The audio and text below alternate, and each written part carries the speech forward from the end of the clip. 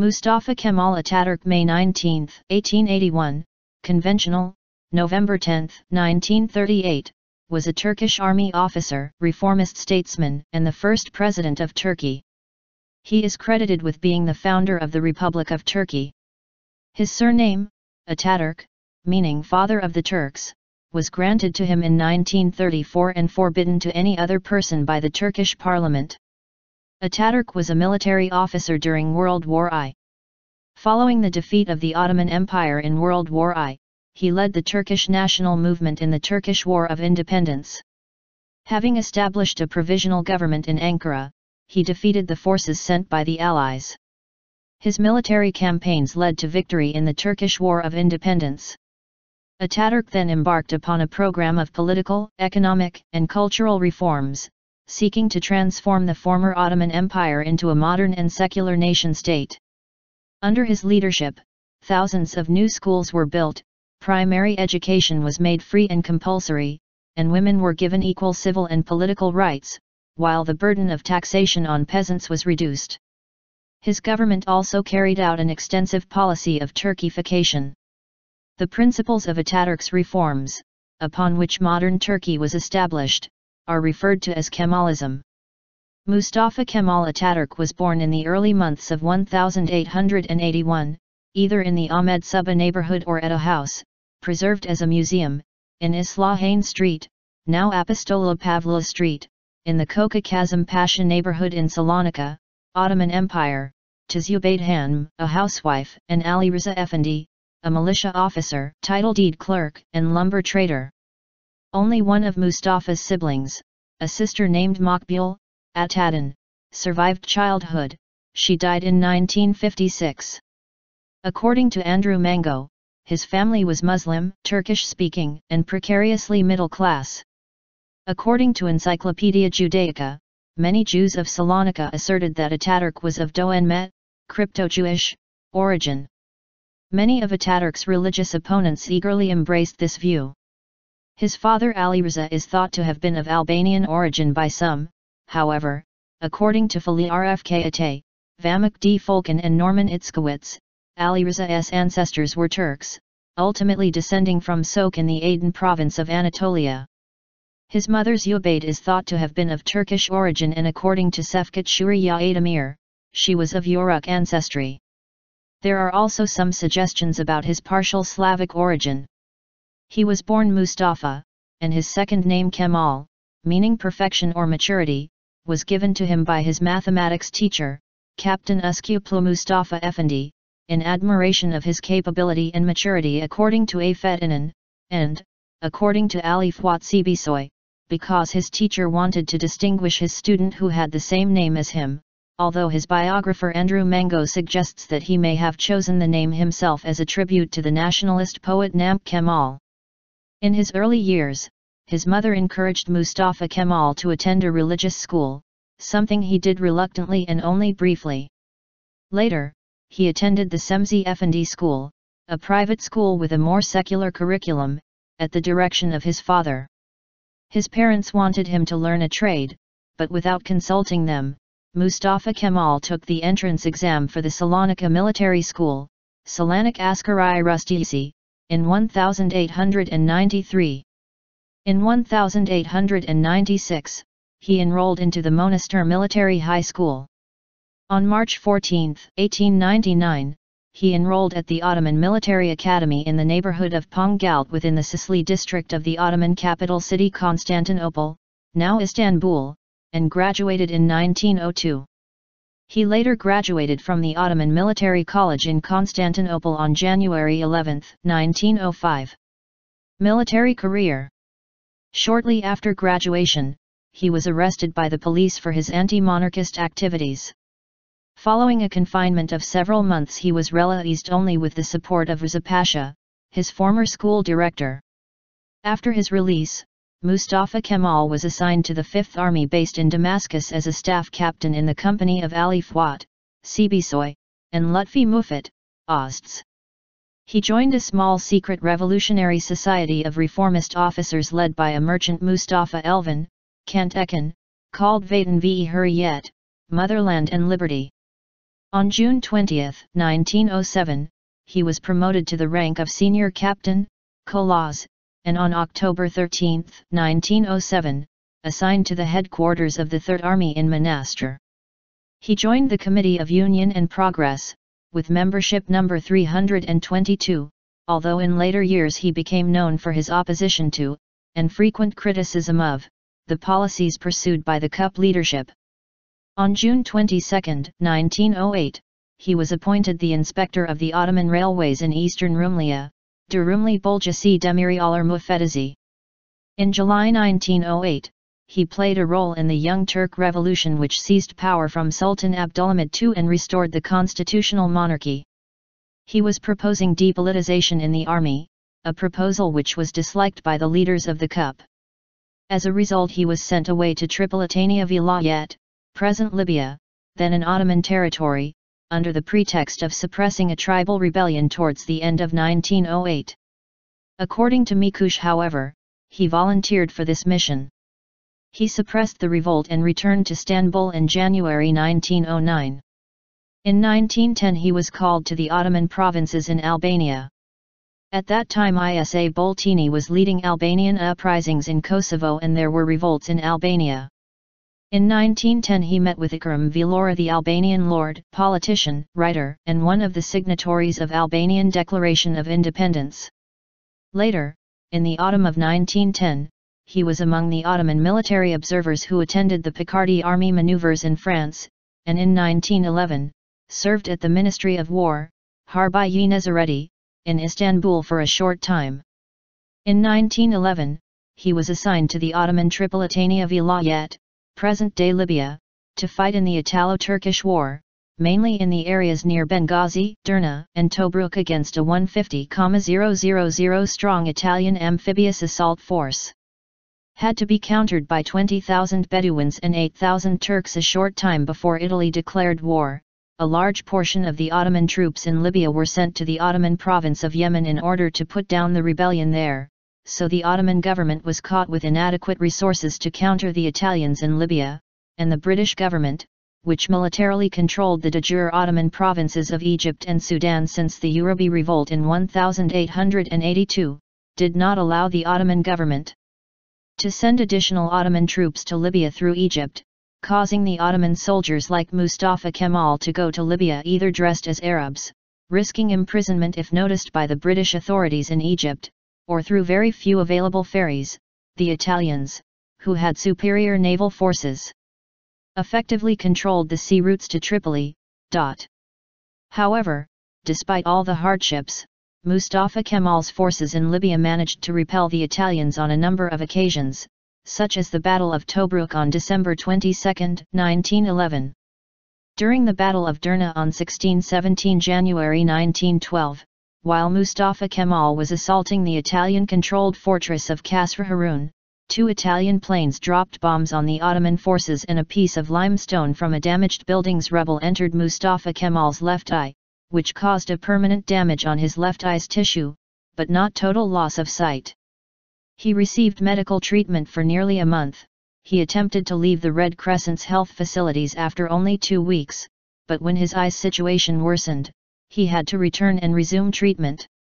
On March 6, 1912, Mustafa Kemal became the commander of the Ottoman forces in Derna. He managed to defend and retain the city and its surrounding region until the end of the Italo-Turkish War on October 18, 1912.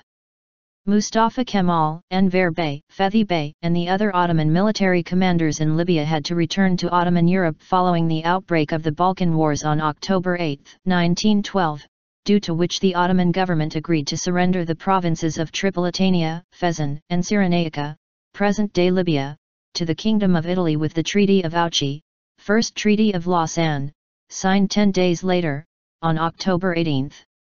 On December 1, 1912, Mustafa Kemal arrived at his new headquarters on the Gallipoli Peninsula, and during the First Balkan War, he took part in the amphibious landing at Bulair on the coast of Thrace that was commanded by Binba Fethi Bey, but this offensive was repulsed during the Battle of Bulair by Georgy Todorov's 7th Rila Infantry Division under the command of Stilian Kovachev's Bulgarian 4th Army.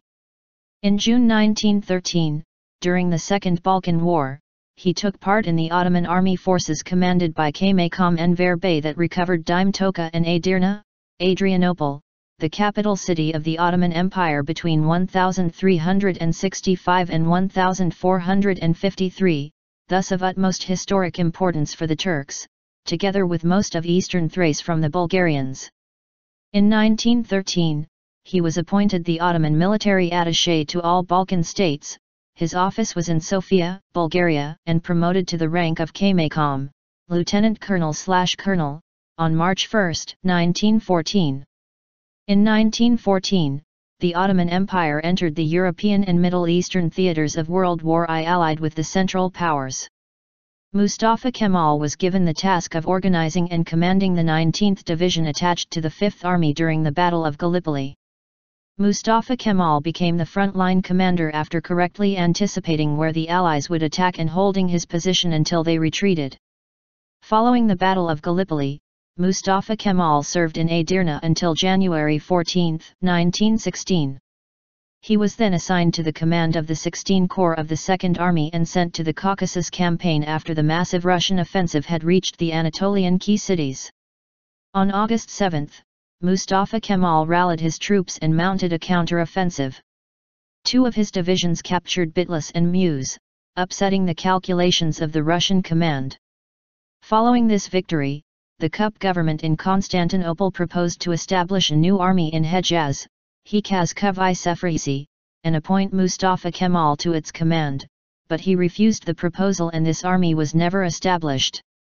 Instead, on March 7, 1917, Mustafa Kemal Pasha was promoted from the command of the 16 Corps to the overall command of the Second Army, although the Tsar's armies were soon withdrawn when the Russian Revolution erupted.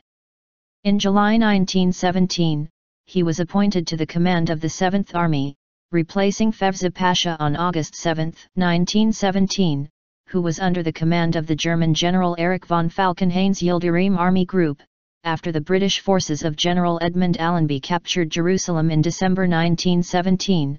Erich von Falkenhayn was replaced by Otto Lyman von Sanders, who became the new commander of the YLDRM Army Group in early 1918. Mustafa Kemal Pasha could not get along well with General von Falkenhayn and, together with Merali Smit Bey, wrote a report to Grand Vizier Talat Pasha regarding the grim situation and lack of adequate resources in the Palestinian front, but Talat Pasha ignored their observations and refused their suggestion to form a stronger defensive line to the north, in Ottoman Syria, in parts of the Beirut Vilayet, Damascus Vilayet, and Aleppo Vilayet, with Turks instead of Germans in command. Following the rejection of his report, Mustafa Kemal resigned from the 7th Army and returned to Constantinople. There, he was assigned with the task of accompanying the Crown Prince, and future Sultan, Mehmed Vahidettin during his train trip to Austria-Hungary and Germany. While in Germany, Mustafa Kemal visited the German lines in the West European front and came to the conclusion that the Central Powers would soon lose the war. He did not hesitate to openly express this opinion to Kaiser Wilhelm II and his high-ranking generals in first person. During the return trip, he briefly stayed in Karlsbad and Vienna for medical treatment. When Mehmed VI became the new Sultan of the Ottoman Empire in July 1918, he called Mustafa Kemal Pasha to Constantinople, and in August 1918 assigned him to the command of the 7th Army in Palestine. Mustafa Kemal arrived in Aleppo on August 26, 1918, then continued south to his headquarters in Nablus. The 7th Army was holding the central sector of the front lines. On September 19, at the beginning of the Battle of Megiddo, the 8th Army was holding the coastal flank, but fell apart and Lyman Pasha ordered the 7th Army to withdraw to the north in order to prevent the British from conducting a short envelopment to the Jordan River. The 7th Army retired towards the Jordan River but was destroyed by British aerial bombardment during its retreat from Nablus on September 21, 1918. But Mustafa Kemal managed to form a defense line to the north of Aleppo. According to Lord Kinross, Mustafa Kemal was the only Turkish general in the war who never suffered a defeat. The Armistice of Mudros was signed on October 30, 1918, and all German and Austro-Hungarian troops in the Ottoman Empire were granted ample time to withdraw. On October 31, he was appointed to the command of the Yıldırım Army Group, replacing Lyman von Sanders. He organized the distribution of weapons to the civilians in Antep in case of a defensive conflict against the invading allies. Mustafa Kemal Pasha's last active service in the Ottoman army was organizing the return of the troops left behind to the south of this line. In early November 1918 the Yıldırım Army Group was officially dissolved and Mustafa Kemal returned to an occupied Constantinople, the Ottoman capital, on November 13, 1918. For a period he worked at the headquarters of the Ministry of War, Harbiye Nezareti, in Constantinople and continued his activities in this city until May 16, 1919. Along the established lines of the partitioning of the Ottoman Empire, the Allies, British, Italian, French and Greek forces, occupied Anatolia. The occupation of Constantinople, which was followed by the occupation of Izmir, the two largest Ottoman cities in that period, sparked the establishment of the Turkish National Movement and the Turkish War of Independence. Fahri Yavari Hazreti Suriyari, honorary aide-de-camp to His Majesty Sultan, Mir Lava Mustafa Kemal Pasha was assigned as the inspector of the 9th Army Troops Inspectorate to reorganize what remained of the Ottoman military units and to improve internal security on April 30, 1919. On May 19, 1919, he reached Samsun. His first goal was the establishment of an organized national movement against the occupying forces. In June 1919, he issued the Amasya Circular, declaring the independence of the country was in danger. He resigned from the Ottoman army on July 8 and the Ottoman government issued a warrant for his arrest. Later, he was condemned to death. On September 4, 1919, he assembled a congress in Sivas. Those who opposed the Allies in various provinces in Turkey issued a declaration named Misak Milli, National Pact. Mustafa Kemal was appointed as the head of the executive committee of the Congress. This gave Mustafa Kemal the legitimacy he needed for his future politics. The last election to the Ottoman Parliament held in December 1919 gave a sweeping majority to candidates of the Association for Defense of Rights for Anatolia and Rumeli, Anadolu ve Rumeli Müdafaa-i Hukuk Semiyeti, headed by Mustafa Kemal, who himself remained in Ankara. The fourth, and last, term of the parliament opened in Constantinople on January 12, 1920. It was dissolved by British forces on March 18, 1920, shortly after it adopted the Misak Milli, National Pact. Mustafa Kemal called for a national election to establish a new Turkish parliament seated in Ankara, the Grand National Assembly, GNA. On April 23, 1920, the GNA opened with Mustafa Kemal as the speaker. This act effectively created the situation of diarchy in the country. On August 10, 1920, the Ottoman Grand Vizier Damat Ferid Pasha signed the Treaty of Sèvres, finalizing plans for the partitioning of the Ottoman Empire, including the regions that Turkish nationals viewed as their heartland. Mustafa Kemal insisted on the country's complete independence and the safeguarding of interests of the Turkish majority on Turkish soil. He persuaded the GNA to gather a national army. The GNA army faced the Caliphate army propped up by the Allied occupation forces and had the immediate task of fighting the Armenian forces in the Eastern Front and the Greek forces advancing eastward from Smyrna, modern-day Izmir, that they had occupied in May 1919, on the Western Front. In January 1920, Mustafa Kemal advanced his troops into Marash, where the Battle of Marash ensued against the French-Armenian Legion. The battle resulted in a Turkish victory alongside the massacres of 5,000 to 12,000 Armenians, spelling the end of the remaining Armenian population in the region. The GNA military successes against the Democratic Republic of Armenia in the autumn of 1920 and later against the Greeks were made possible by a steady supply of gold and armaments to the Kemalists from the Russian Bolshevik government from the autumn 1920 onwards. After a series of battles during the Greco-Turkish War, the Greek army advanced as far as the Sakarya River, just 80 kilometers west of the GNA.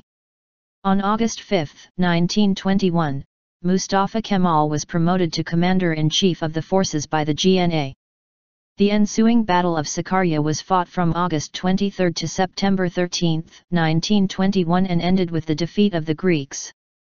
After this victory, on September 19, 1921, Mustafa Kemal Pasha was given by the Grand National Assembly the rank of Marshal and the title of Gazi.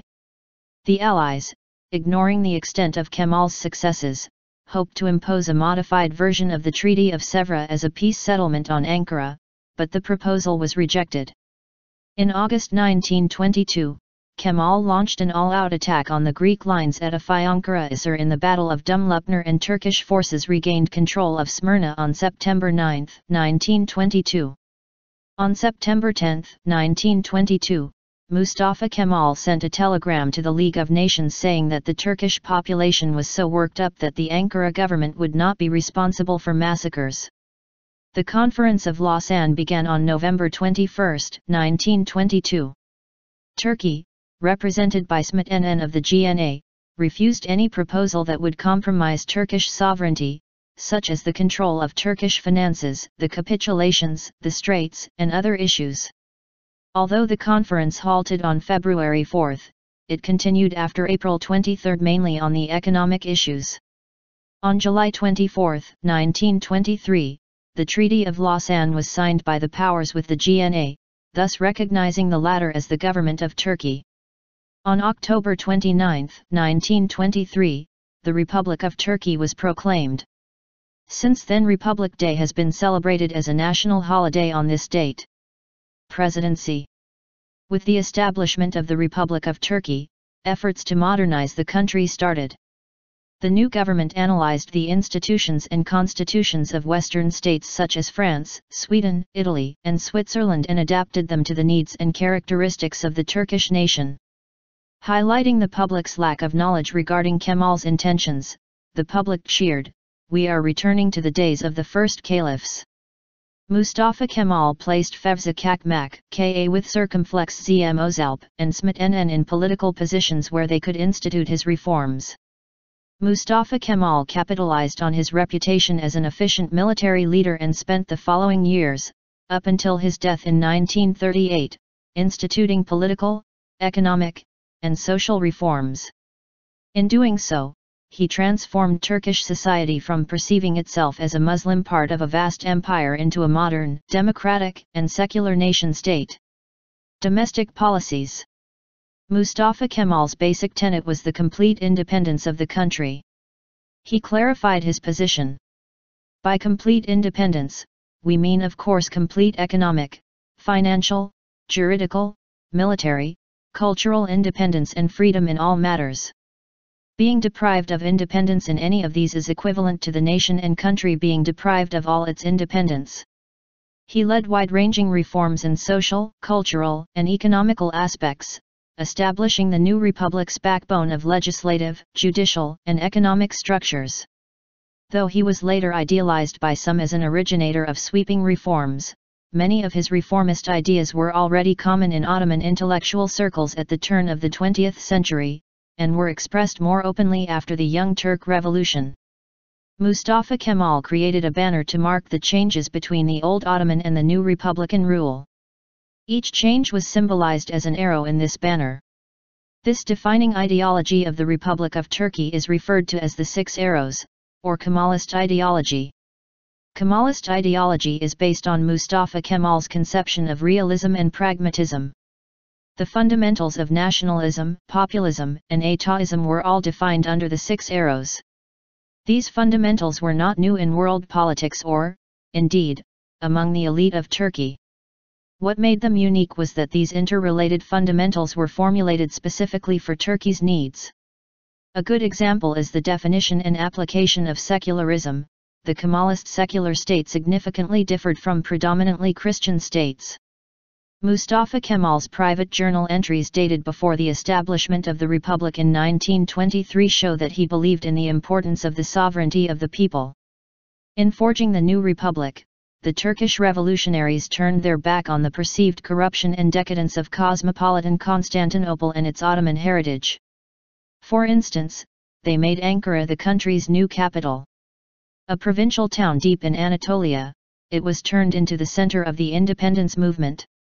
Atatürk wanted a direct government by the assembly and visualized a representative democracy, parliamentary sovereignty, where the national parliament would be the ultimate source of power. In the following years, he altered his stance somewhat.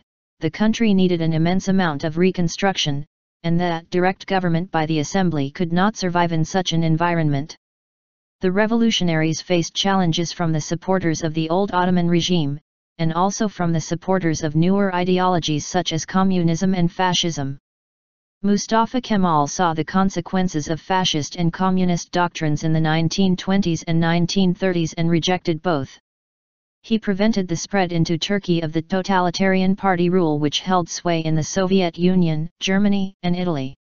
Some perceived his opposition and silencing of these ideologies as a means of eliminating competition, others believed it was necessary to protect the young Turkish state from succumbing to the instability of new ideologies and competing factions. The heart of the new republic was the GNA, established during the Turkish War of Independence by Mustafa Kemal. The elections were free and used an egalitarian electoral system that was based on a general ballot. Deputies at the GNA served as the voice of Turkish society by expressing its political views and preferences. It had the right to select and control both the government and the prime minister. Initially, it also acted as a legislative power, controlling the executive branch and, if necessary, acted as an organ of scrutiny under the Turkish Constitution of 1921. The Turkish Constitution of 1924 set a loose separation of powers between the legislative and the executive organs of the state, whereas the separation of these two within the judiciary system was a strict one. Mustafa Kemal, then the president, occupied a powerful position in this political system. The single-party regime was established de facto in 1925 after the adoption of the 1924 constitution. The only political party of the GNA was the People's Party, founded by Mustafa Kemal on September 9, 1923. But according to party culture, the foundation date was the opening day of Shiva's Congress on September 4, 1919. On November 10, 1924 it was renamed Cumhuriyet Halk Fırkası or Republican People's Party. In 1935 the word fırka was replaced by the word party. Abolition of the caliphate was an important dimension in Mustafa Kemal's drive to reform the political system and to promote the national sovereignty. By the consensus of the Muslim majority in early centuries, the caliphate was the core political concept of Sunni Islam. Abolishing the sultanate was easier because the survival of the caliphate at the time satisfied the partisans of the sultanate. This produced a split system with the new republic on one side and an Islamic form of government with the caliph on the other side, and Mustafa Kemal and NN worried that it nourished the expectations that the sovereign would return under the guise of caliph. Caliph Abdülmecid II was elected after the abolition of the Sultanate, 1922. The caliph had his own personal treasury and also had a personal service that included military personnel. Mustafa Kemal said that there was no religious or political justification for this. He believed that Caliph Abdülmecid II was following in the steps of the sultans in domestic and foreign affairs, accepting of and responding to foreign representatives and reserve officers, and participating in official ceremonies and celebrations. He wanted to integrate the powers of the caliphate into the powers of the GNA. His initial activities began on January 1, 1924, when NN, Kakmak Özalp consented to the abolition of the caliphate. The caliph made a statement to the effect that he would not interfere with political affairs. On March 1, 1924, at the assembly, Mustafa Kemal said, "The religion of Islam will be elevated if it will cease to be a political instrument, as had been the case in the past." On March 3, 1924, the caliphate was officially abolished and its powers within Turkey were transferred to the GNA. Other Muslim nations debated the validity of Turkey's unilateral abolition of the caliphate as they decided whether they should confirm the Turkish action or appoint a new caliph. A caliphate conference was held in Cairo in May 1926 and a resolution was passed declaring the caliphate a necessity in Islam, but failed to implement this decision. Two other Islamic conferences were held in Mecca, 1926, and Jerusalem, 1931, but failed to reach a consensus. Turkey did not accept the re-establishment of the caliphate and perceived it as an attack to its basic existence, while Mustafa Kemal and the reformists continued their own way. On April 8, 1924, Sharia courts were abolished with the law Mahakim I Syrian and Lagasna ve Mahakim Tekilatna 8 Am Muadil Kanun. The removal of the caliphate was followed by an extensive effort to establish the separation of governmental and religious affairs. Education was the cornerstone in this effort. In 1923, there were three main educational groups of institutions. The most common institutions were madrasis based on Arabic, the Quran, and memorization. The second type of institution was Idadi and Sultani, the reformist schools of the Tanzimat era. The last group included colleges and minority schools in foreign languages that used the latest teaching models in educating pupils. The old madras education was modernized. Mustafa Kemal changed the classical Islamic education for a vigorously promoted reconstruction of educational institutions. Mustafa Kemal linked educational reform to the liberation of the nation from dogma, which he believed was more important than the Turkish War of Independence. Today, our most important and most productive task is the national education unification and modernization affairs. We have to be successful in national education affairs, and we shall be. The liberation of a nation is only achieved through this way. In the summer of 1924, Mustafa Kemal invited American educational reformer John Dewey to Ankara to advise him on how to reform Turkish education. His public education reforms aimed to prepare citizens for roles in public life through increasing the public literacy. He wanted to institute compulsory primary education for both girls and boys. Since then, this effort has been an ongoing task for the Republic. He pointed out that one of the main targets of education in Turkey had to be raising a generation nourished with what he called the public culture. The state schools established a common curriculum which became known as the Unification of Education. Unification of Education was put into force on March 3, 1924 by the Law on Unification of Education, No. 430. With the new law, education became inclusive, organized on a model of the civil community. In this new design, all schools submitted their curriculum to the Ministry of National Education, a government agency modeled after other countries' ministries of education. Concurrently, the Republic abolished the two ministries and made clergy subordinate to the Department of Religious Affairs, one of the foundations of secularism in Turkey. The unification of education under one curriculum ended clerics or clergy of the Ottoman Empire, but was not the end of religious schools in Turkey. They were moved to higher education until later governments restored them to their former position in secondary after Mustafa Kemal's death. Atatürk with his Panama hat just after the Kastamonu speech in 1925.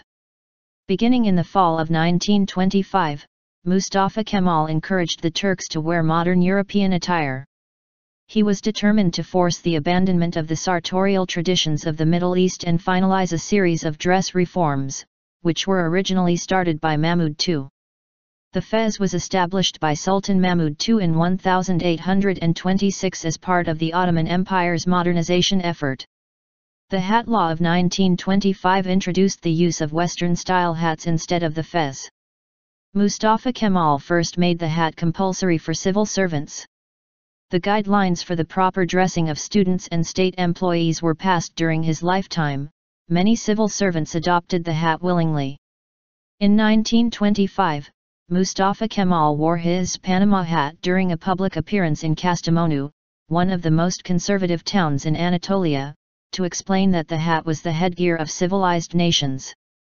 The last part of reform on dress emphasized the need to wear modern Western suits with neckties as well as fedora and derby-style hats instead of antiquated religion-based clothing such as the veil and turban in the law relating to prohibited garments of 1934.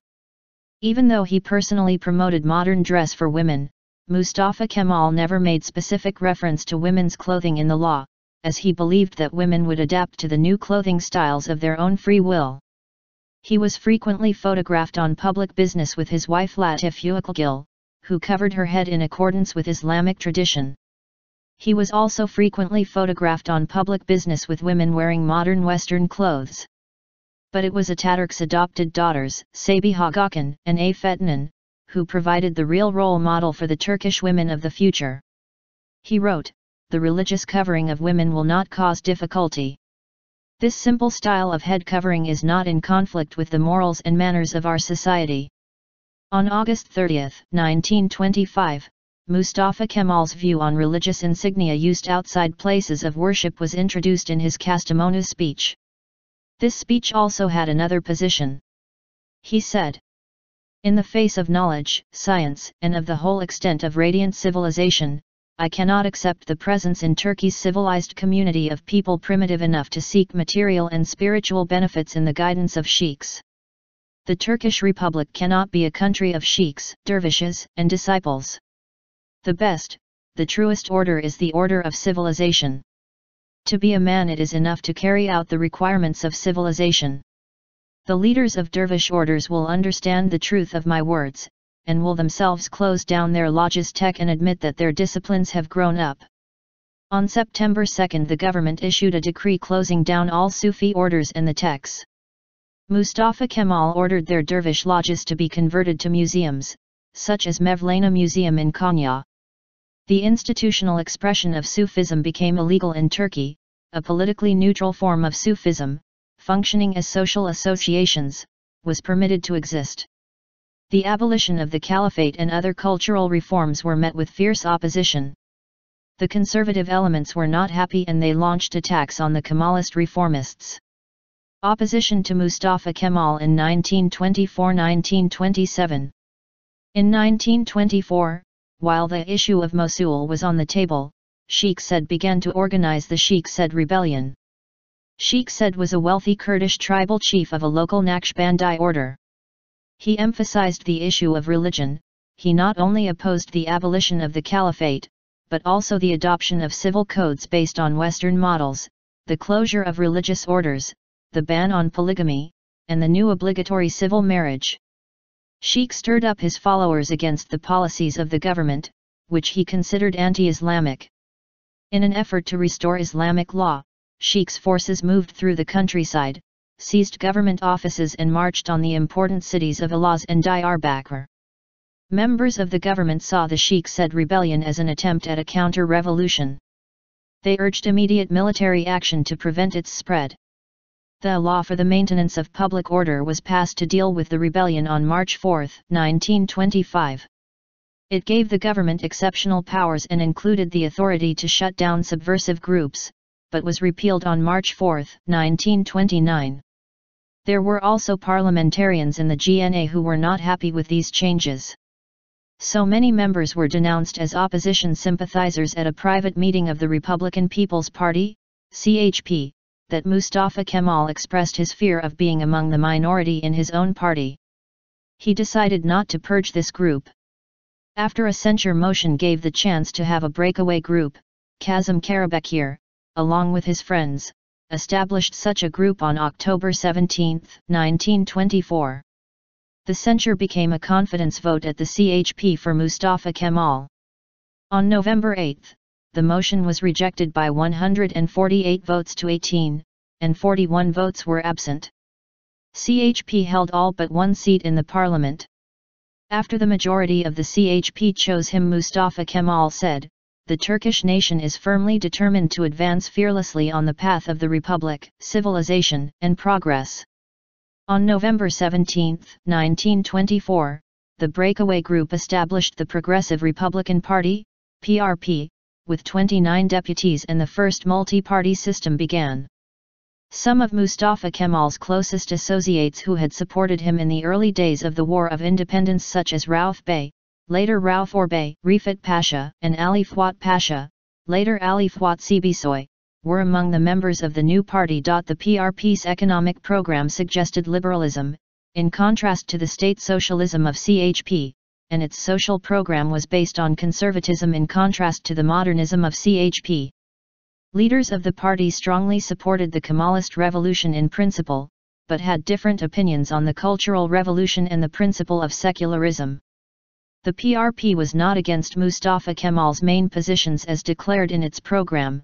They supported establishing secularism in the country and the civic law, or as stated, the needs of the age, Article 3, and the uniform system of education, Article 49. These principles were set by the leaders at the onset. The only legal opposition became a home for all kinds of differing views. During 1926, a plot to assassinate Mustafa Kemal was uncovered in Izmir. It originated with a former deputy who had opposed the abolition of the caliphate. Investigation shifted from an inquiry into the planners to an investigation ostensibly to uncover subversive activities but in truth used to undermine those disagreeing with Mustafa Kemal's cultural revolution. The sweeping investigation brought a number of political activists before the tribunal, including Karabekir, the leader of PRP. A number of surviving leaders of the Committee of Union and Progress, who were at best second rank in the Turkish movement, including Kavod, Ahmed Sakru, and Ismail Ken Bulat, were found guilty of treason and hanged. The investigations found a link between the members of the PRP and the Sheikh Said rebellion. The PRP was dissolved following the outcomes of the trial. The pattern of organized opposition, however, was broken. This action was the only broad political purge during Atatürk's presidency. Mustafa Kemal's saying, "My mortal body will turn into dust, but the Republic of Turkey will last forever," was regarded as a will after the assassination attempt. In the years following 1926, Mustafa Kemal introduced a radical departure from previous reformations established by the Ottoman Empire. For the first time in history, Islamic law was separated from secular law, and restricted to matters of religion. Mustafa Kemal said, "We must liberate our concepts of justice, our laws, and our legal institutions from the bonds which, even though they are incompatible with the needs of our century, still hold a tight grip on us." On March 1, 1926, the Turkish Penal Code was passed. It was modeled after the Italian Penal Code. On October 4, 1926, Islamic courts were closed. Establishing the civic law needed time, so Mustafa Kemal delayed the inclusion of the principle of laicide until February 5, 1937. Ottoman practice discouraged social interaction between men and women in keeping with Islamic practice of sex segregation. Mustafa Kemal began developing social reforms very early, as was evident in his personal journal. He and his staff discussed issues like abolishing the veiling of women and the integration of women into the outside world.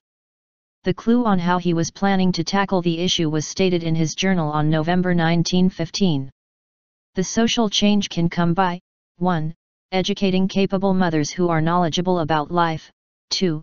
Giving freedom to women, 3.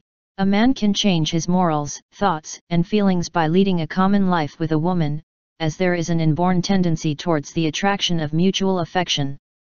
Mustafa Kemal needed a new civil code to establish his second major step of giving freedom to women. The first part was the education of girls and was established with the unification of education. On October 4, 1926, the new Turkish Civil Code passed. It was modeled after the Swiss Civil Code. Under the new code, women gained equality with men in such matters as inheritance and divorce. Mustafa Kemal did not consider gender a factor in social organization. According to his view, society marched towards its goal with men and women united.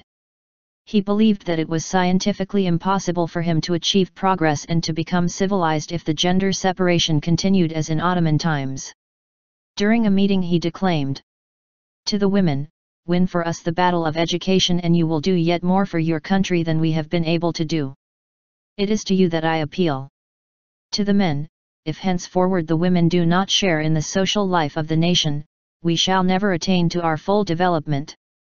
We shall remain irremediably backward, incapable of treating on equal terms with the civilizations of the West." In 1927, the State Art and Sculpture Museum, Turkish, Ankara Resim Vehicle Müzesi, opened its doors. The museum highlighted sculpture, which was little practiced in Turkey owing to the Islamic tradition of avoiding idolatry. Mustafa Kemal believed that culture is the foundation of the Turkish Republic, and described modern Turkey's ideological thrust as a creation of patriotism blended with a lofty humanist ideal. He included both his own nation's creative legacy and what he saw as the admirable values of global civilization. The pre-Islamic culture of the Turks became the subject of extensive research, and particular emphasis was laid upon Turkish culture widespread before the Seljuk and Ottoman civilizations. He instigated study of Anatolian civilizations, Phrygians and Lydians, Sumerians, and Hittites. To attract current public attention to past cultures, he personally named the Sumerbank, 1932, after the Sumerians, and the Etibank, 1935, after the Hittites. He also stressed the folk arts of the countryside as a wellspring of Turkish creativity. In the spring of 1928, Mustafa Kemal met in Ankara with several linguists and professors from all over Turkey, where he unveiled to them a plan of his to implement a new alphabet for the written Turkish language based on a modified Latin alphabet. The new Turkish alphabet would serve as a replacement for the old Arabic script and as a solution to the literacy problem in Turkey. When he asked them how long it would take to implement the new alphabet into the Turkish language, most of the professors and linguists said between 3 to 5 years. Mustafa Kemal was said to have scoffed and openly stated, "We shall do it in 3 to 5 months." Over the next several months, Mustafa Kemal pressed for the introduction of the new Turkish alphabet as well as made public announcements to the upcoming overhaul of the new alphabet. On November 1, 1928, he introduced the new Turkish alphabet and abolished the use of Arabic script. At the time, literate citizens of the country comprised as little as 10% of the population. Dewey noted to Mustafa Kemal that learning how to read and write in Turkish with the Arabic script took roughly 3 years with rather strenuous methods at the elementary level. They used the Ottoman language written in the Arabic script with Arabic and Persian loan vocabulary. The creation of the new Turkish alphabet as a variant of the Latin alphabet was undertaken by the Language Commission, Turkish, Dil Encumani, with the initiative of Mustafa Kemal. The tutelage was received from an Ottoman Armenian calligrapher Hagop Dalakar. The first Turkish newspaper using the new alphabet was published on December 15, 1928. Mustafa Kemal himself traveled the countryside in order to teach citizens the new alphabet. As he predicted, the country's adaptation to the new alphabet was very quick, and literacy in Turkey jumped from 10% to over 70% within 2 years. Beginning in 1932, the People's Houses, Turkish, Halk Evleri, opened throughout the country in order to meet the requirement that people between the ages of 4 and 40 were required to learn the new alphabet as mandated. There were congresses for discussing the issues of copyright, public education, and scientific publishing. Literacy reform was also supported by strengthening the private publishing sector with a new law on copyrights. Mustafa Kemal promoted modern teaching methods at the primary education level, and Dewey took a place of honor. Dewey presented a paradigmatic set of recommendations designed for developing societies that are moving towards modernity in his report and recommendation for the Turkish educational system. He was interested in adult education for the goal of forming a skill base in the country. Turkish women were taught not only child care, dressmaking, and household management, but also skills needed to join the economy outside the home. Turkish education became a state-supervised system, which was designed to create a skill base for the social and economic progress of the country. His unified education program was designed to educate responsible citizens as well as useful and appreciated members of society. Turkish education became an integrative system, aimed to alleviate poverty and used female education to establish gender equality.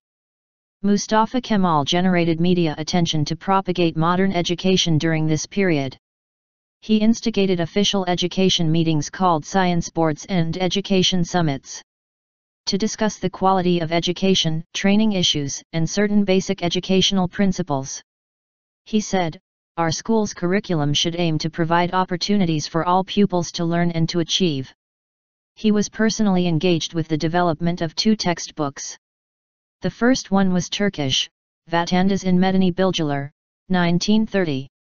The second, Geometry, 1937, was a text for high schools. The Vatandaş in Medeni Bilgiler, Civic Knowledge for the Citizens, introduced the science of comparative government and explained the means of administering public trust by explaining the rules of governance as applied to the new state institutions. Opposition to Mustafa Kemal in 1930–1931.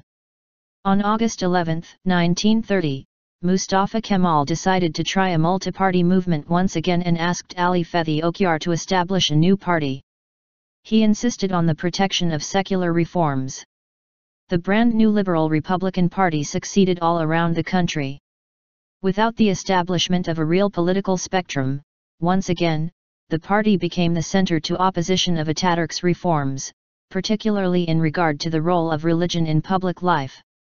On December 23, 1930, a chain of violent incidents occurred, starting with the rebellion of Islamic fundamentalists in Menemen, a small town in the Aegean region. This so-called Menemen incident was considered a serious threat against secular reforms. In November 1930, Ali Fethi Okyar dissolved his own party. A more lasting multi-party period of the Republic of Turkey began in 1945. In 1950, the RPP released the majority position to the Democratic Party. There are arguments that Mustafa Kemal's single-party rule did not promote direct democracy.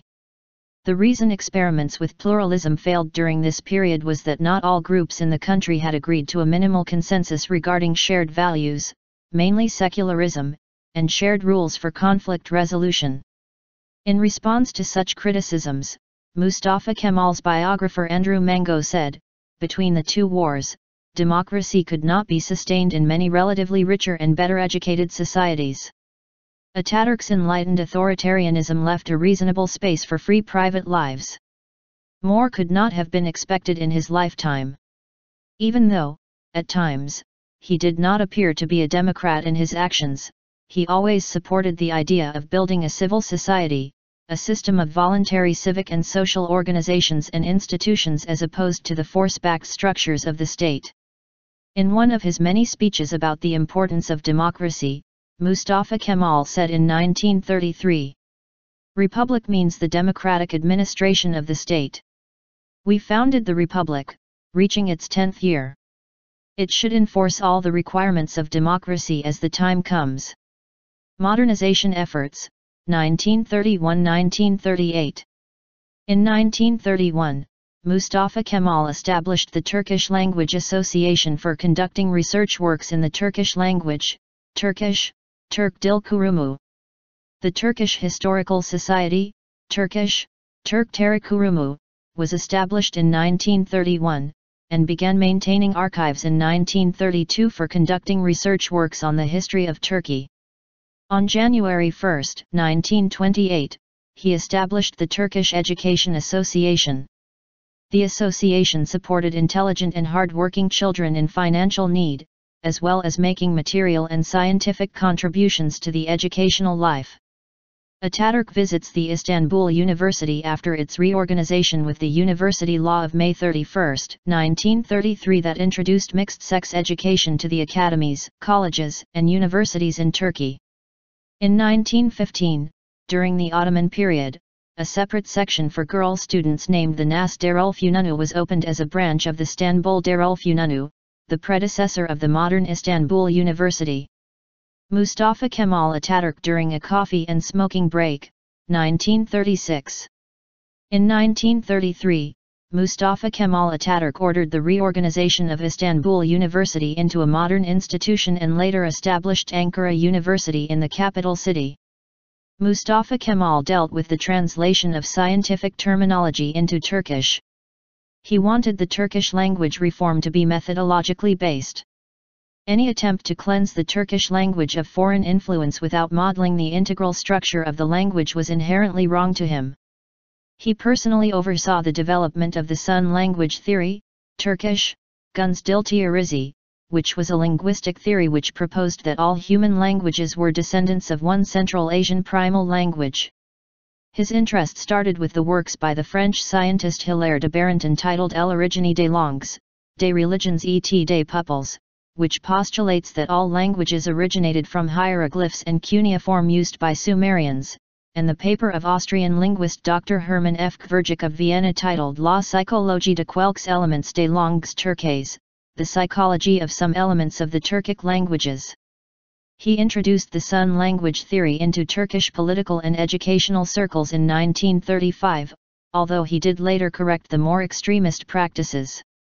Beginning in 1932, several hundred people's houses, Turkish, halk-evi, and people's rooms, halk-odas, across the country allowed greater access to a wide variety of artistic activities, sports, and other cultural events. Ataturk supported and encouraged the visual and the plastic arts, which had been suppressed by the Ottoman leaders, who regarded depiction of the human form as idolatry. Many museums opened, architecture began to follow modern trends, and classical Western music, opera, and ballet, as well as the theatre, also took greater hold. Book and magazine publications increased as well, and the film industry began to grow. The original 1935 print of the first Quran in Turkish language, ordered by Ataturk. In 1932, a Quran in the Turkish language was read before a live audience and broadcast over the radio.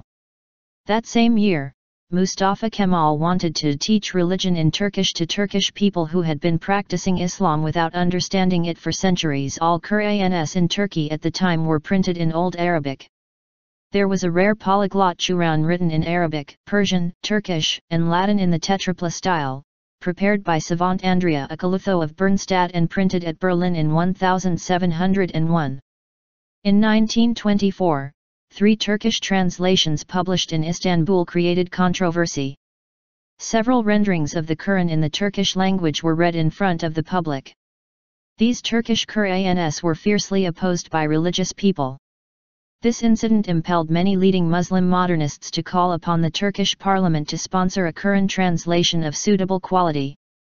With the support of Mustafa Kemal, the parliament approved the project and the Directorate of Religious Affairs enlisted Mehmet Akif, Ersoy, to compose a Quran translation and an Islamic scholar El-Mulhamdi Yazr to author a Turkish-language Quranic commentary, Tafsir, titled Hak Dini Quran Dili. It was only in 1935 that the version read in public found its way to print. Mustafa Kemal believed that the understanding of religion was too important to be left to a small group of people. This included the central religious text of Islam. Mustafa Kemal's objective was to make the Quran accessible to modern people, and therefore to translate it into modern languages. In 1934, Mustafa Kemal commissioned the first Turkish operatic work, Asoy. The opera, which was staged at the People's House in Ankara, was composed by Adnan Saygun and performed by soprano Semiha Berksoy. 18 female MPs joined the Turkish parliament with the 1935 general elections. On December 5, 1934, Turkey moved to grant full political rights to women, before several other European nations. The equal rights of women in marriage had already been established in the earlier Turkish civil code. Women's place in Mustafa Kemal's cultural reforms was best expressed in the civic book prepared under his supervision. Mustafa Kemal said that there is no logical explanation for the political disenfranchisement of women. Any hesitation and negative mentality on this subject is nothing more than a fading social phenomenon of the past. Women must have the right to vote and to be elected, because democracy dictates that, because there are interests that women must defend, and because there are social duties that women must perform. In the 1935 elections, 18 female MPs out of a total of 395 representatives, compared to 9 out of 615 members of the British House of Commons and 6 out of 435 in the U.S. House of Representatives, inaugurated that year. Foreign policies. Ataturk's foreign policy followed his motto, peace at home, peace in the world. A perception of peace linked to his project of civilization and modernization. The outcomes of Ataturk's policies depended on the power of the parliamentary sovereignty established by the Republic. The Turkish War of Independence was the last time Ataturk used his military might in dealing with other countries. Foreign issues were resolved by peaceful methods during his presidency. Issue of Mosul. The issue of Mosul, a dispute with the United Kingdom over control of Mosul province, was one of the first foreign affairs-related controversies of the new republic. During the Mesopotamian campaign, General Marshall followed the British War Office's instruction that every effort was to be made to score as heavily as possible on the Tigris before the whistle blew, capturing Mosul 3 days after the signature of the Armistice of Mudros, October 30, 1918. In 1920, the Misak Milli, which consolidated the Turkish lands, declared that Mosul province was a part of the historic Turkish heartland. The British were in a precarious situation with the issue of Mosul, and were adopting almost equally desperate measures to protect their interests. The Iraqi revolt against the British was put down by the RAF Iraq Command during the summer of 1920. From the British perspective, if Mustafa Kemal Atatürk stabilized Turkey, he would then turn his attention to Mosul and penetrate Mesopotamia, where the native population would probably join him, thus bringing an insurgent and hostile Muslim nation to the very gates of India. In 1923, Mustafa Kemal tried to persuade the GNA that accepting the arbitration of the League of Nations at the Treaty of Lausanne over Mosul did not mean relinquishing Mosul, but rather waiting for a time when Turkey might be stronger. The artificially drawn border had an unsettling effect on the population on both sides.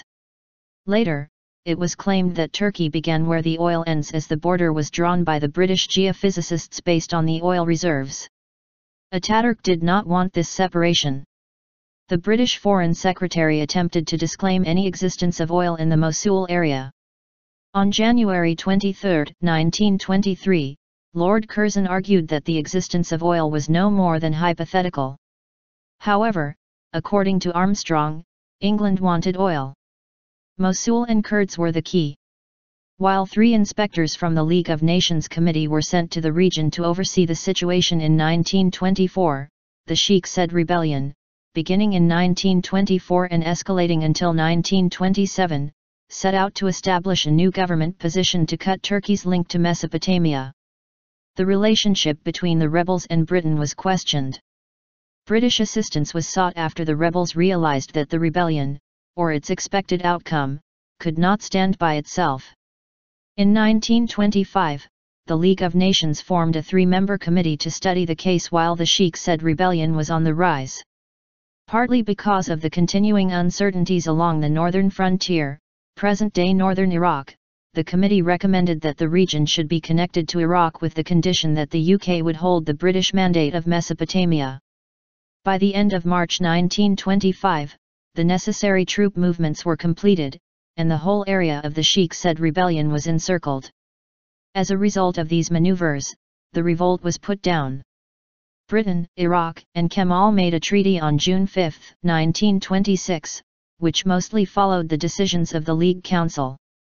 In 1926, Kemal faced growing opposition to his reform policies, a continuing precarious economic situation, and a defeat in the Mosul issue. A large section of the Kurdish population and the Iraqi Turkmen were left on the other side of the border. The Sheikh-Said rebellion hastened both the imposition of the Republican Party and the speed of Atatürk's reforms. In 1925, the population was largely illiterate and disparate. Turkey was in ruins, reconstruction was difficult, poverty was everywhere and people were in pain, which fed separatist violence.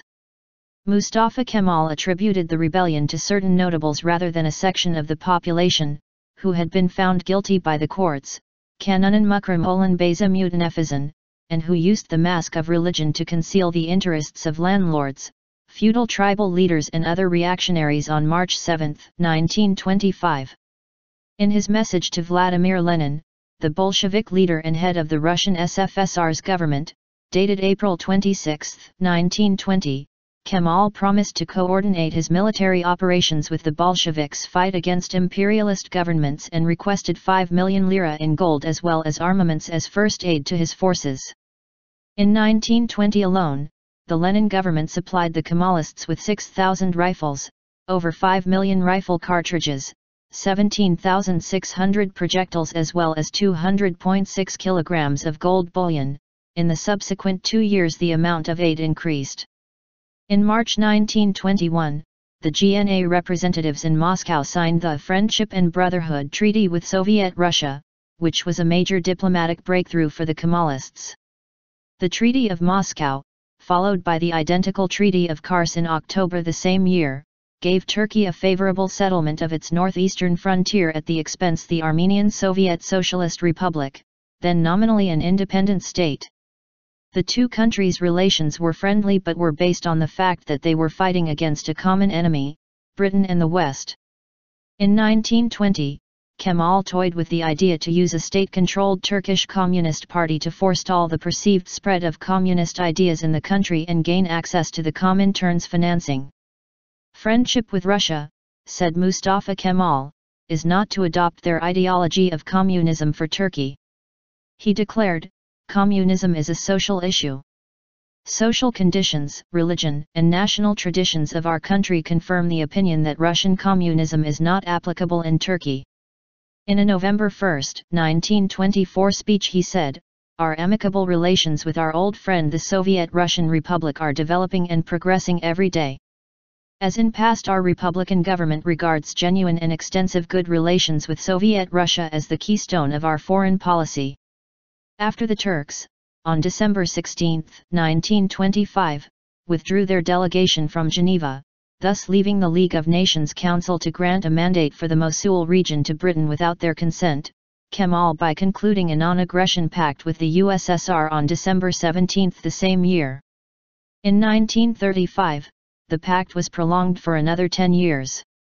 In 1933, the Soviet War Minister Kliment Voroshilov visited Turkey and attended the 10th-year celebrations of the Republic. Kemal explained his position regarding the realization of his plan for a Balkan Federation economically uniting Turkey, Greece, Romania, Yugoslavia, and Bulgaria. During the second half of the 1930s, Mustafa Kemal tried to establish a closer relationship with Britain and other major Western powers, which caused displeasure on the part of the Soviets. The second edition of the Great Soviet Encyclopedia, Volume 20, 1953, was unequivocally critical of Kemal's policies in the last years of his rule, calling his domestic policies anti-popular and his foreign course as aimed at rapprochement with the imperialist powers. Turkish-Greek alliance.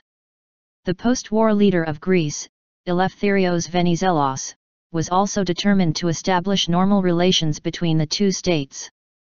The war devastated Western Anatolia, and the financial burden of Ottoman Muslim refugees from Greece blocked rapprochement. Venizelos moved forward with the agreement despite accusations of conceding too much on the issues of the naval armaments, and the properties of the Ottoman Greeks from Turkey according to the Treaty of Lausanne. Kemal resisted the pressures of historic enmities or atrocity-mongering between the societies.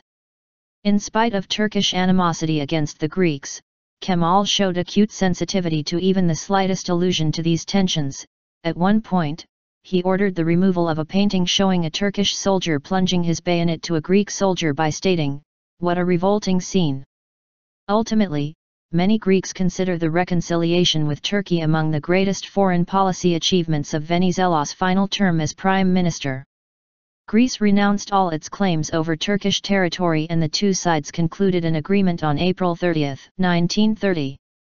On October 25, Venizelos visited Turkey, and signed a treaty of friendship. Venizelos even forwarded Atatürk's name for the 1934 Nobel Peace Prize. Even after his fall from power, Greco-Turkish relations remained cordial. Indeed, Venizelos' successor Panagis Psaldaris came to visit Atatürk in September 1933 and signed a more comprehensive agreement, called the Entente Cordiale, a stepping stone for the Balkan Pact. Greek Premier Yanis Metaxas said of Atatürk and the Turkish-Greek alliance, that, Greece, which has the highest estimation of the renowned leader, heroic soldier, and enlightened creator of Turkey. We will never forget that President Atatürk was the true founder of the Turkish-Greek alliance based on a framework of common ideals and peaceful cooperation. He developed ties of friendship between the two nations which it would be unthinkable to dissolve. Greece will guard its fervent memories of this great man, who determined an unalterable future path for the noble Turkish nation. Neighbors to the east. From 1919, Afghanistan was in the midst of a reformation period under Amanullah Khan. Afghan Foreign Minister Mahmud Tarzi was a follower of Mustafa Kemal's domestic policy. He encouraged Amanullah Khan in social and political reform but urged that reforms should build upon the basis of a strong government. During the late 1920s, Anglo-Afghan relations soured over British fears of an Afghan-Soviet friendship. On May 20, 1928, Anglo-Afghan politics gained a positive perspective, when Amanullah Khan and the Queen were received by Mustafa Kemal in Constantinople. This meeting was followed by a Turkey-Afghanistan Friendship and Cooperation Pact on May 22, 1928. Mustafa Kemal supported Afghanistan's integration into international organizations. In 1934, Afghanistan's relations with the international community gained a huge boost when it joined the League of Nations. In 1937, King Zahir Shah became a signatory of the Treaty of Sa'd-Abad. Mahmud Tarzi received Mustafa Kemal's personal support until he died on November 22, 1933 in Istanbul. During the visit of Reza Pahlavi I, the Shah of Iran. Mustafa Kemal and Reza Shah had a common approach regarding British imperialism and its influence in their region, creating a slow but continuous rapprochement between Ankara and Tehran. Both governments sent diplomatic missions and messages of friendship to each other during the Turkish War of Independence. The policy of the Ankara government in this period was to give moral support in order to assure Iranian independence and territorial integrity. The relations were strained after the abolishment of the Caliphate. Iran's Shia clergy did not accept Kemal's position.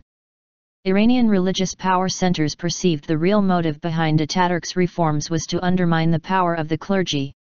An admirer of Mustafa Kemal and close student of his reforms, Reza Shah followed the same type of modernization efforts. By the mid-1930s, Reza Shah's efforts had upset the clergy throughout Iran, thus widening the gap between religion and government. Mustafa Kemal feared the occupation and dismemberment of Iran as a multi-ethnic/multi-tribal society by Russia or Great Britain. Like Mustafa Kemal, Reza Shah wanted to secure Iran's borders. Reza Shah visited him in 1934. In 1935, the draft of what would become the Treaty of Sa'd-Abad was paragraphed in Geneva, but the signing of it was delayed because of the border dispute between Iran and Iraq.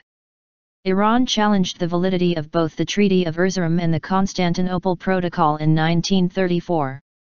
On July 8, 1937, Turkey, Iraq, Iran and Afghanistan signed the Sa'd-Abad Pact at Tehran.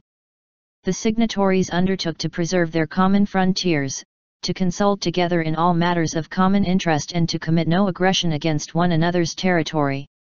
The treaty united the Afghan king's call for greater Oriental Middle Eastern cooperation, Reza Shah's goal in securing relations with Turkey that would help Iran free herself from Soviet and British influence, and Mustafa Kemal's foreign policy of securing stability in the region.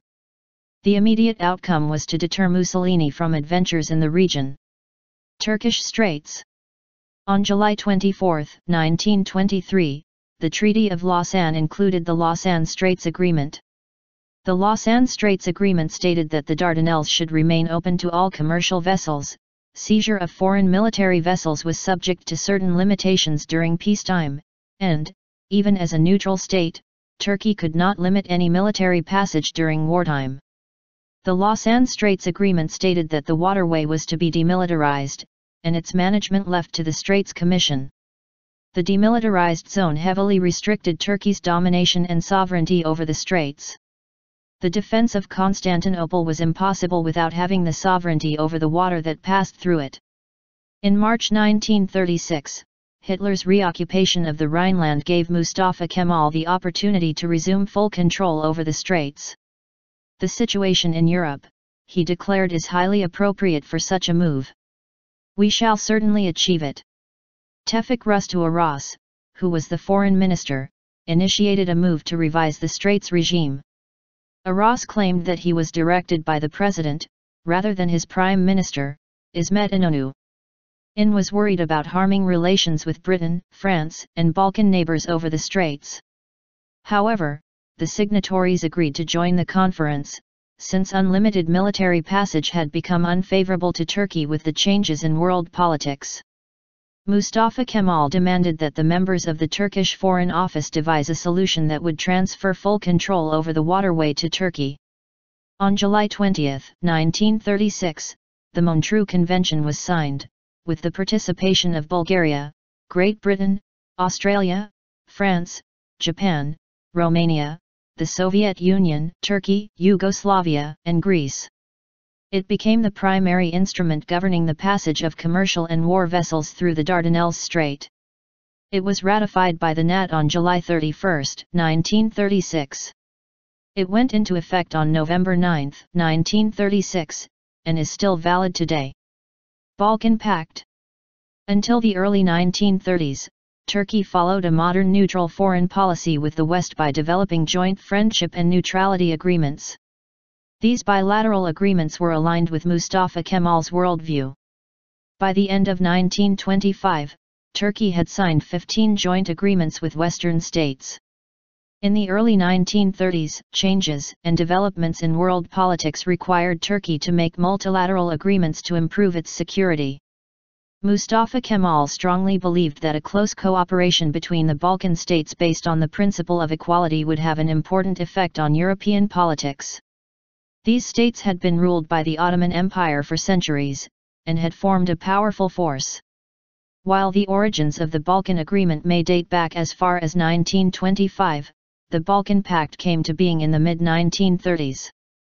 Several important developments in the Balkan Peninsula and in Europe helped the original idea to materialize, such as improvements in the Turkish-Greek alliance and the rapprochement between Bulgaria and Yugoslavia. The Balkan Pact was negotiated by Mustafa Kemal with Greece, Romania, and Yugoslavia. This mutual defense agreement intended to guarantee the signatories' territorial integrity and political independence against attack by another Balkan state such as Bulgaria or Albania. It countered the increasingly aggressive foreign policy of Fascist Italy and the effect of a potential Bulgarian alignment with Nazi Germany. He thought of the Balkan Pact as a medium of balance in the relations with the European countries. Mustafa Kemal was particularly anxious to establish a region of security and alliances in the west of Turkey and in Balkan Europe, which would extend as far as Dobruja. The Balkan Pact provided for regular military and diplomatic consultations. It was regarded as a significant step forward in consolidating the free world's position in Southeast Europe, although it contained no specific military commitments. The importance of the agreement was best displayed in the message which Ataturk sent to the Greek premier, Yanis Metaxas. The borders of the Allies in the Balkan Pact are a single border. Those who covet this border will encounter the burning beams of the sun. I recommend avoiding this. The forces that defend our borders are a single and inseparable force. It was signed by GNA on February 28. The Greek and Yugoslav parliaments ratified the agreement a few days after. The unanimously ratified Balkan Pact became a reality on May 18, 1935 and lasted until 1940. The Balkan Pact turned out to be ineffective for reasons that were beyond Ataturk's control. What he wanted to prevent with the Balkan Pact was realized by Bulgaria's attempt to put the Dobruja issue into the agenda after a series of international events ending with the Italian invasion of Albania on April 7, 1939. These conflicts spread rapidly, ending with World War II. The goal of Ataturk, to protect Southeast Europe, failed with the dissolution of the pact. The only state which arose intact after the war was Ataturk's Republic of Turkey. Issue of Hatay. Turkish Prime Minister İsmet İnönü was very conscious of foreign policy issues. During the second half of the 1930s, Ataturk tried to form a closer relationship with Britain. The risks of this policy change put the two men at odds. The Hatay issue and the Lyon Agreement were two important developments in foreign policy that played a significant role in the severing of relations between Ataturk and İsmet. In 1936, Ataturk raised the issue of Hatay at the League of Nations. Hatay was based on the old administrative unit of the Ottoman Empire called the Sanjak of Alexandretta. On behalf of the League of Nations, the representatives of France, the United Kingdom, the Netherlands, Belgium, and Turkey prepared a constitution for Hatay, which established it as an autonomous Sanjak within Syria. Despite some interethnic violence, in the midst of 1938 an election was conducted by the local legislative assembly. The cities of Antakya, Antioch, and Skenderun, Alexandretta, joined Turkey in 1939. Economic policies. Mustafa Kemal instigated economic policies to develop small and large-scale businesses, but also to create social strata, industrial bourgeoisie along with the peasantry of Anatolia, that were virtually non-existent during the Ottoman Empire. The primary problem faced by the politics of his period was the lag in the development of political institutions and social classes which would steer such social and economic changes. Mustafa Kemal's vision regarding early Turkish economic policy was apparent during the Izmir Economic Congress of 1923, which was established before the signing of the Lausanne Treaty. The initial choices of Mustafa Kemal's economic policies reflected the realities of his period. After World War I, due to the lack of any real potential investors to open private sector factories and develop industrial production, Kemal established many state-owned factories for agriculture, machinery, and textile industries. State intervention, 1923–1929. Mustafa Kemal and SMTN's pursuit of state-controlled economical policies was guided by a national vision. Their goal was to knit the country together, eliminate the foreign control of the economy, and improve communications within Turkey. Resources were channeled away from Constantinople, a trading port with international foreign enterprises, in favor of other, less developed cities, in order to establish a more balanced development throughout the country. For Mustafa Kemal, as for his supporters, tobacco remained wedded to his policy in the pursuit of economic independence. Turkish tobacco was an important industrial crop, while its cultivation and manufacture had been French monopolies under capitulations of the Ottoman Empire. The tobacco and cigarette trade was controlled by two French companies, the Regi Company and Narkili Tobacco. The Ottoman Empire had given the tobacco monopoly to the Ottoman Bank as a limited company under the Council of the Public Debt. Regi, as part of the Council of the Public Debt, had control over production, storing, and distribution, including export, with an unchallenged price control. Consequently, Turkish farmers were dependent on the company for their livelihood. In 1925, this company was taken over by the state and named Tekel. The control of tobacco was the biggest achievement of the Kemalist political machinery's nationalization of the economy for a country that did not produce oil. They accompanied this achievement with the development of the cotton industry, which peaked during the early 1930s. Cotton was the second biggest industrial crop in Turkey at the time. In 1924, with the initiative of Mustafa Kemal, the first Turkish bank Bankası was established. He was the first member of Bankası. The bank's creation was a response to the growing need for a truly national establishment and the birth of a banking system which was capable of backing up economic activities, managing funds accumulated as a result of policies providing savings incentives, and, where necessary, extending resources which could trigger industrial impetus. In 1927, Turkish State Railways was established. Because Mustafa Kemal considered the development of a national rail network as another important step in industrialization, it was given high priority. This institution developed an extensive railway network in a very short time. In 1927, Kemal also ordered the integration of road construction goals into development plans. Prior to this, the road network had consisted of 13,885 kilometers of ruined surface roads, 4,450 kilometers of stabilized roads, and 94 bridges. In 1935, a new entity was established under the government called Sosviyi Köprüler Raylığı, which would drive development of new roads after World War II. However, in 1937, the 22,000 kilometers of roads in Turkey augmented the railways. The National Group, which had Mustafa Kemal as the leader, developed many projects within the first decade of the Republic. However, the Turkish economy was still largely agrarian, with primitive tools and methods. Roads and transportation facilities were far from sufficient and management of the economy was inefficient. The Great Depression brought many changes to this picture. Great Depression, 1929–1931. The young Republic, like the rest of the world, found itself in a deep economic crisis during the Great Depression. Mustafa Kemal reacted to conditions of this period by moving toward integrated economic policies, and establishing a central bank to control exchange rates. However, Turkey could not finance essential imports, its currency was shunned and zealous revenue officials seized the meager possessions of peasants who could not pay their taxes. In 1929, Mustafa Kemal signed a treaty that resulted in the restructuring of the nation's debt with the Ottoman Public Debt Administration. He did not fault the Ottoman debt. He had to deal with the turbulent economic issues of the Great Depression along with the payment of the high debt known as the Ottoman public debt. Until the early 1930s, Turkish private business could not acquire exchange credits. It was impossible to integrate the Turkish economy without a solution to this problem. This increased the credibility of the new republic.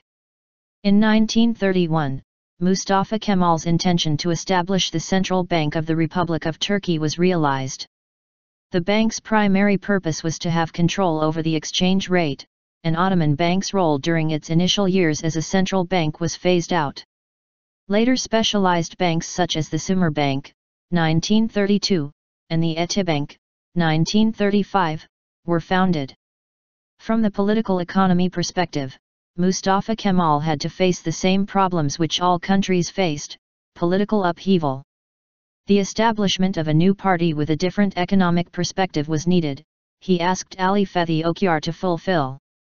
The Liberal Republican Party, August 1930, came out with a liberal program and proposed that state monopolies should be ended, foreign capital should be attracted, and that state investment should be curtailed. Mustafa Kemal supported NN's point of view: it is impossible to attract foreign capital for essential development. In 1931, he proclaimed, in the economic area, the program of the party is statism. However, the effect of free republicans was felt strongly and state intervention became more moderate, more akin to a form of state capitalism. One of his radical left-wing supporters, Yakup Kadri Kara Osmanlı from the Kadro, the Kader movement, claimed that Mustafa Kemal found a third way between capitalism and socialism. Liberalization and planned growth, 1931–1939. The first, 1929–1933, and second five-year economic plans were performed under the supervision of Mustafa Kemal. The first five-year economic plan promoted consumer substitution industries. However, these economic plans changed drastically with the death of Kemal and the rise of World War II. Subsequent governments took measures that harmed the economic productivity of Turkey in various ways. The achievements of the 1930s were credited to early, 1920s, implementation of the economic system based on the national policies of Mustafa Kemal and his team. In 1931, Mustafa Kemal watched the first national aircraft, MMV-1, develop. He realized the important role of aviation. In his words, "The future lies in the skies." Turkish Aeronautical Association was founded in February 16, 1925 by his directive. He ordered the establishment of the Turkish Aircraft Association lottery. Instead of the traditional raffle prizes, this new lottery paid money prizes.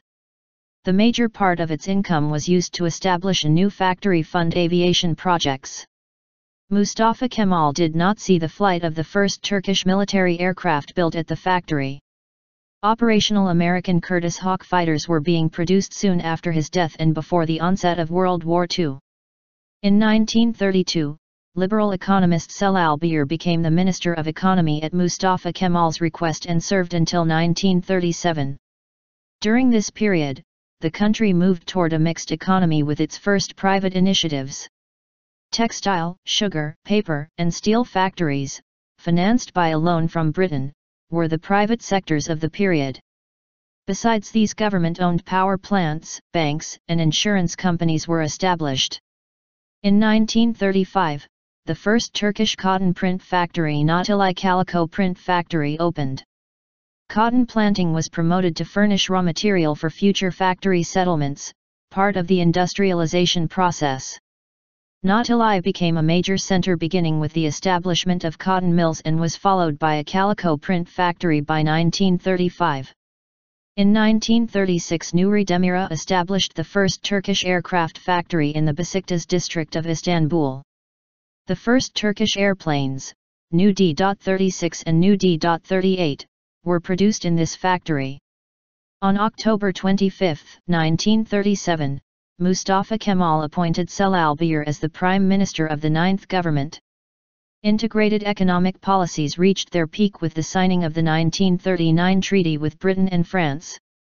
This signaled a turning point in Turkish history. It was the first step towards an alliance with the West. Celal Bayar served as Prime Minister until Mustafa Kemal's death. The differences of opinion between İnönü, state control, and Celal Bayar, liberal, came to the forefront after İnönü became president in 1938. On January 25, 1939, Prime Minister Bayar resigned. Mustafa Kemal supported the establishment of the automobile industry. He wanted it to become a center in the region. The motto of the Turkish Automobile Association was, "The Turkish driver is a man of the most exquisite sensitivities." During 1935, Turkey was becoming an industrial society on the Western European model set out by Atatürk. At the time of his death, most regions of Turkey had viable microeconomic stability and some macroeconomic stability. These signs of sound economic policies were marked by the first ever emergence of local banks. However, the gap between Mustafa Kemal's goals and the achievements of the socio-political structure of the country was not closed. Personal life. Mustafa Kemal's name is associated with four women: Eleni Karant, Fikriye Hanım, Dimitrina Kovacheva, and Latif Uğurgil. Little is known of Mustafa Kemal's relationship with Eleni, who fell in love with him while he was a student in Bitalya, Macedonia, Manastır Turkish, but the relationship inspired a play by the Macedonian writer Dejan Vukovski, later filmed by Aleksandar Popovski. Fikriye was a nominal cousin of Mustafa Kemal, though not related by blood, his stepfather Ragıp Bey's sister's daughter. Fikriye grew passionately attached to Mustafa Kemal. We are not sure of the full extent of his feelings for her, but it is certain that they became very close after Fikriye divorced her Egyptian husband and returned to Istanbul. During the War of Independence, she lived with him in Çankaya, Ankara as his personal assistant. However, after the Turkish army entered Izmir in 1922, Mustafa Kemal met Latif while staying at the house of her father, the shipping magnate Muammer Yusufzade, later Uğurgil. Latif fell in love with Mustafa Kemal. Again, we do not know the extent to which this was reciprocated, but he was certainly impressed by Latif's intellect. She was a graduate of the Sorbonne and was studying English in London when the war broke out. On January 29, 1923 they were married. Latif was jealous of Fikriye and demanded that she leave the house in Çankaya. Fikriye was devastated and immediately left in a carriage. According to official accounts, she shot herself with a pistol Mustafa Kemal had given her as a present. However, there were rumors that she was murdered. The triangle of Mustafa Kemal, Fikriye, and Latif became the subject of a manuscript by his close friend, Salih Bozak, which remained unpublished until 2005. Latif was briefly and literally the face of the new Turkish woman, appearing in public in Western clothing with her husband. However, their marriage was not happy. After frequent arguments they were divorced on August 5, 1925. During his lifetime, Atatürk adopted 13 children, a boy and 12 girls. Of these, the most famous is Sabiha Gökhan, Turkey's first female pilot and the world's first female fighter pilot. Illness and death. During 1937, indications that Atatürk's health was worsening started to appear. In early 1938, while he was on a trip to Yalova, he suffered from a serious illness. He went to Istanbul for treatment, where he was diagnosed with cirrhosis of the liver. During his stay in Istanbul, he made an effort to keep up with his regular lifestyle for a while. He died on November 10, 1938, at the age of 57, in the Dolmabahce Palace, where he spent his last days. The clock in the bedroom where he died is still set to the time of his death, 9:05 in the morning. Atatürk's funeral called forth both sorrow and pride in Turkey, and 17 countries sent special representatives, while 9 contributed armed detachments to the cortege. Mustafa Kemal's remains were originally laid to rest in the Ethnography Museum of Ankara, and transferred on November 10, 1953, 15 years after his death in a 42-ton sarcophagus, to a mausoleum that overlooks Ankara, Antkabur. In his will, Ataturk donated all of his possessions to the Republican People's Party, providing that the yearly interest of his funds would be used to look after his sister Makbul and his adopted children, and fund the higher education of the children of Smt. The remainder of this yearly interest was willed to the Turkish Language Association and the Turkish Historical Society. Legacy. Turkey. Mustafa Kemal Atatürk is commemorated by many memorials throughout Turkey, such as the Atatürk International Airport in Istanbul, the Atatürk Bridge over the Golden Horn, Haliç, the Atatürk Dam, and Atatürk Stadium.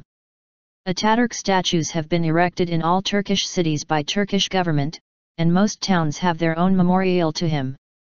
His face and name are seen and heard everywhere in Turkey. His portrait can be seen in all public buildings, in all schools and classrooms, on all school books, on all Turkish lira banknotes, and in the homes of many Turkish families. At the exact time of his death, on every November 10 at 9:05 a.m., most vehicles and people in the country's streets pause for 1 minute in remembrance. In 1951, the Democrat Party controlled Turkish parliament led by Prime Minister Adnan Menderes, despite being the conservative opposition to Atatürk's own Republican People's Party, issued a law, 5816, outlawing insults to his memory, Turkish, hatras, or destruction of objects representing him. The demarcation between a criticism and an insult was defined as a political argument, and the Minister of Justice, a political position, was assigned in Article 5 to execute the law rather than the public prosecutor.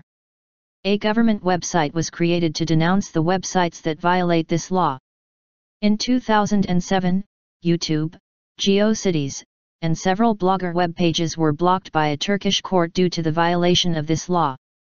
The YouTube ban in the country lasted for 30 months, in retaliation for 4 videos on Atatürk.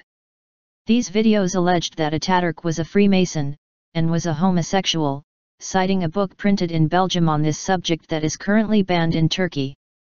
In the last week of October 2010, a German company, following a request from the Turkish Internet Board, exploited YouTube automatic copyright enforcement mechanism to take down the videos. On October 30, shortly after the removal, a court lifted the ban. But a few days later, Google concluded that the videos did not infringe copyright and restored them on YouTube. In 2010, the French-based NGO Reporters Without Borders objected to the Turkish laws to protect the memory of Kemal Atatürk, saying they are in contradiction with the current European Union standards of freedom of speech and news media. Worldwide. In 1981, the centennial of Atatürk's birth, his memory was honored by the UN and UNESCO, which declared it the Atatürk Year in the world and adopted the resolution on the Atatürk Centennial. The Atatürk Memorial in Wellington, New Zealand, which also serves as a memorial to the Anzac troops who died at Gallipoli, the Atatürk Memorial in the Place of Honour on Anzac Parade in Canberra, Australia, the Atatürk Forest in Israel, and the Atatürk Square in Rome, Italy, are only a few examples. He has roads named after him in several countries, like the Kemal Atatürk Marg in New Delhi, India, Kemal Atatürk Avenue in Dhaka, Bangladesh, the Atatürk Avenue in the heart of Islamabad in Pakistan, the Atatürk Road in the southern city of province of Sindh of Pakistan called Larkana where Atatürk visited back in 1923, Mustafa Kemal Atatürk Street in the Naco district of Santo Domingo, Dominican Republic, and the street and Memorial Atatürk in the Amsterdam-Noord borough of Amsterdam, Netherlands. The entrance to Princess Royal Harbour in Albany, Western Australia is named Atatürk Channel. There are many statues and streets named after Atatürk in northern Cyprus. Despite his radical secular reforms, Atatürk remained broadly popular in the Muslim world. He is remembered for being the creator of a new, fully independent Muslim country at a time of encroachment by Christian powers, and for having prevailed in a struggle against Western imperialism. When he died, the All India Muslim League eulogized him as a truly great personality in the Islamic world, a great general and a great statesman, declaring that his memory would inspire Muslims all over the world with courage, perseverance, and manliness.